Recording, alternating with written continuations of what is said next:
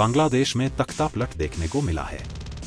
इस तख्तापलट के बाद अब दक्षिण एशिया में सभी की नजर म्यांमार पर है, खासकर ऐसे समय में जब म्यांमार में तख्तापलट करने वाली सेना के हाथ से अब धीरे धीरे नियंत्रण छूटने लगा है। चीनी खेमे में इसे लेकर निराशा है। म्यांमार जियोपॉलिटिक्स के केंद्र में होगा। आइए जानते हैं पूरी खबर। म्यांमार पर अब दुनिया की नजर है। दक्षिण एशिया में बांग्लादेश के बाद अब म्यांमार में भी कूटनीतिक स्तर पर हलचल देखने को मिल रही है। साल 2021 से अनिश्चितता के माहौल में रह रहे म्यांमार की सेना जिस तरह विद्रोही गुटों के हाथों क्षेत्रों पर नियंत्रण खो रही है, उससे चीनी खेमे में निराशा का माहौल है। 2 दिन पहले ही जुंटा प्रमुख जनरल मिन आंग ह्लाइंग ने चीनी एम्बेसडर माजिया के क्रेडेंशियल स्वीकार करने के दौरान कहा था कि म्यांमार चीन के साथ अपने रिश्तों को बहुत प्राथमिकता देता है।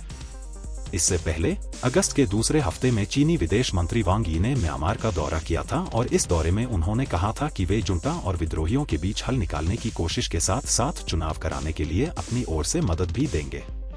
जिस वक्त चीनी प्रतिनिधिमंडल म्यांमार में था, उसी वक्त अमेरिकी अधिकारी म्यांमार के विपक्ष से वॉशिंगटन डीसी में मिल रहे थे।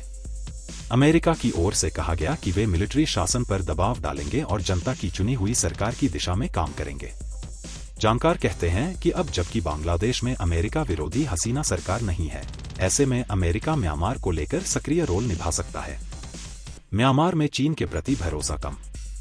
म्यांमार में गठबंधन के लड़ाकों ने हाल ही में म्यांमार चीन सीमा के पास के क्षेत्र लैशियों को जब्त किया है। इस बीच जुंटा लीडर्स के मन में चीन के प्रति भरोसा भी कम हुआ है। हालांकि ये अलग बात है कि साल 2021 के तख्तापलट के बाद उन्होंने चीन को एक भागीदार के तौर पर अपनाया भी। चीन के म्यांमार में बड़े आर्थिक हित हैं। वहां चीन की ओर से माइंस, तेल, गैस पाइपलाइन और चीन म्यांमार आर्थिक गलियारे समेत बुनियादी ढांचे में काफी निवेश किया है।